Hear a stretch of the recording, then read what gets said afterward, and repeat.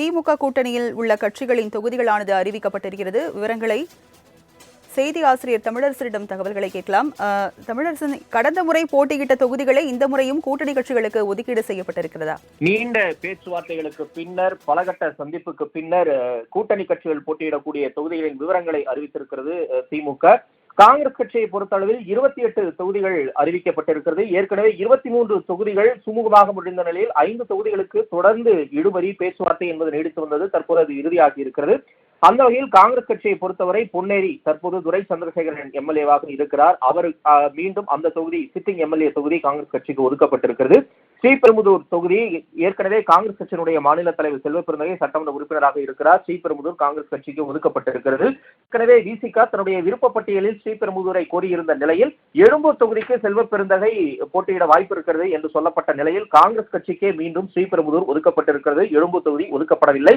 சோளிங்கரிலும் காங்கிரஸ் கட்சி தற்போது சட்டமன்ற உறுப்பினரை பெற்றிருக்கிறது. அந்த தொகுதி ஒதுக்கப்பட்டிருக்கிறது.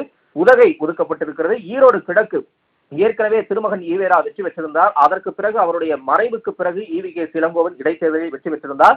அவருடைய மறைவுக்கு பிறகு வி.சி. சந்திரகுமார் திமுக சார்பில் போட்டியிட்டு வெற்றி பெற்றிருந்தார். தற்போது மீண்டும் ஈரோடு கிழக்கு காங்கிரஸ் கட்சிக்கு ஒதுக்கப்பட்டிருக்கிறது. அறந்தாங்கி தொகுதி ஒதுக்கப்பட்டிருக்கிறது. ராமச்சந்திரன் தற்போது அங்கு சட்டமன்ற உறுப்பினராக இருக்கிறார். மீண்டும் அந்த தொகுதி ஒதுக்கப்பட்டிருக்கிறது.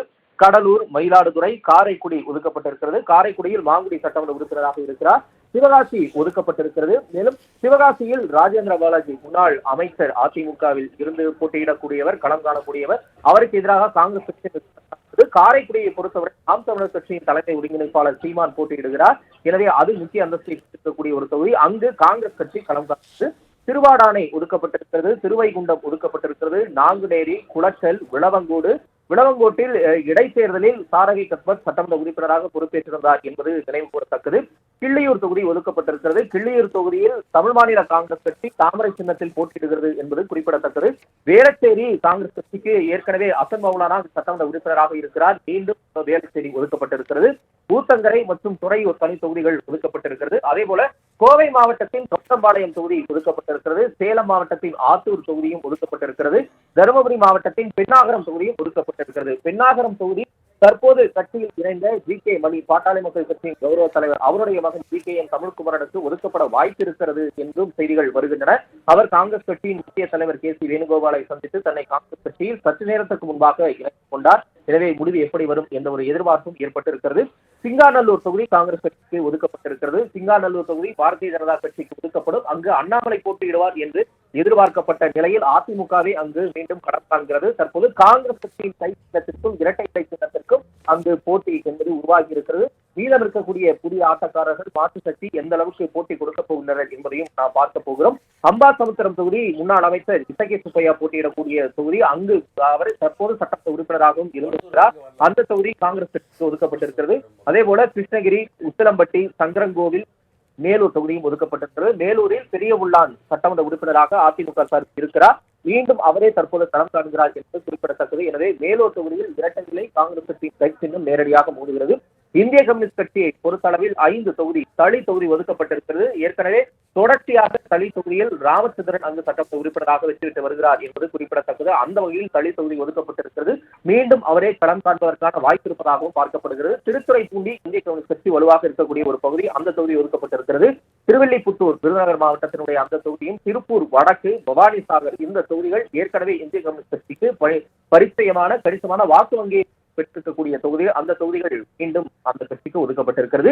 மார்க்சிஸ்ட் கம்யூனிஸ்ட் கட்சியை பொறுத்தவரை சற்று இழுபறி என்பது தொடர்ந்து நீடித்து வந்தது. ஏனென்றால் அவர்கள் கன்னியாகுமரி மாவட்டத்தின் விளவங்கோடு தொகுதியை தொடர்ச்சியாக கேட்டு வந்தனர். காங்கிரஸ் கட்சி ஏற்கனவே நாங்கள் சட்டமன்ற உறுப்பினர் பெற்றிருக்கக்கூடிய ஒரு தொகுதி, எனவே அந்த தொகுதியை விட்டுக் கொடுக்க முடியாது என்ற ஒரு கருத்து என்பது நிலை வந்தது. தற்போது அது இறுதி பெற்றிருக்கிறது.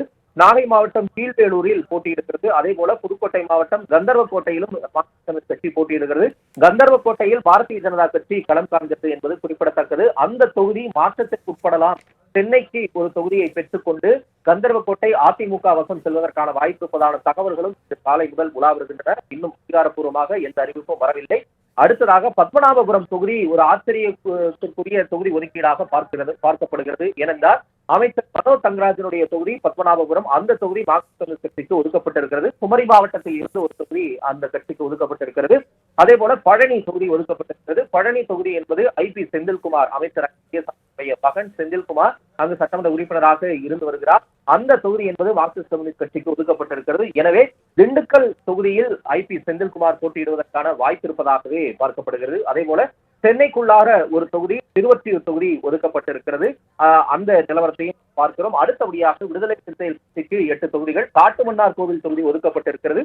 அங்கு தற்போதைய விடுதலை சிறுத்தைகள் கட்சி சட்டமன்ற குழு தலைவர் சிந்தனை செல்வன் சட்டமன்ற உறுப்பினராக இருந்து வருகிறார்.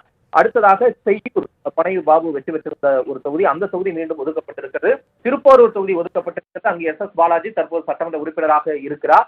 அடுத்தபடியாக அரக்கோணம் தொகுதி, திண்டிவனம் தொகுதி, பெரியகுளம் தொகுதியும் ஒதுக்கப்பட்டிருக்கிறது. பெரியகுளத்தில் அமமுக சார்பில் முன்னாள் சட்டமன்ற உறுப்பினர் கதிர்காமு போட்டியிடுகிறார். கள்ளக்குறிச்சி தொகுதியும் ஒதுக்கப்பட்டிருக்கிறது. பண்ருட்டி தொகுதி விடுதலை சிறுத்தைகளுக்கு ஒதுக்கப்பட்டிருக்கிறது. பண்ருட்டி தொகுதியை பொறுத்தளவில் அங்கு வேல்முருகன் சட்டமன்ற உறுப்பினராக இருந்தார். அந்த தொகுதி என்பது தற்போது விடுதலை சிறுத்தைகள் கட்சிக்கு ஒதுக்கப்பட்டிருக்கிறது. அதே போல மதிமுக, தேமுதிக, இந்திய யூனியன் முஸ்லீம் லீக் உள்ளிட்ட அனைத்து கட்சிகளுக்கும் தொகுதி ஒதுக்கீடு என்பது செய்யப்பட்டிருக்கிறது. தற்போது முதலமைச்சர் திரு மு க ஸ்டாலின் செய்தியாளர்களை சந்திக்க ஆயத்தமாகிவிட்டார். அந்த காட்சிகளை நேரலையில் பார்க்கலாம். திமுகவினுடைய தொகுதி ஒதுக்கீடு வேட்பாளர் பட்டியல் அறிவிப்பதற்காக அவர் வந்திருக்கிறார். அந்த காட்சிகளை தற்போது நேரலையில் பார்க்கலாம். பிறகு மற்ற விவரங்களையும் பார்க்கலாம். ராஜலட்சுமி, தற்போது விடுதலை சிறுத்தைகள் கட்சிக்கு ஒதுக்கப்பட்டிருக்கிறது. அதே போல மதிமுக, தேமுதிக, இந்திய யூனியன் முஸ்லீம் லீக் உள்ளிட்ட அனைத்து கட்சிகளுக்கும் தொகுதி ஒதுக்கீடு என்பது செய்யப்பட்டிருக்கிறது. தற்போது முதலமைச்சர் திரு மு க ஸ்டாலின் செய்தியாளர்களை சந்திக்க ஆயத்தமாகிவிட்டார். அந்த காட்சிகளை நேரலையில் பார்க்கலாம்.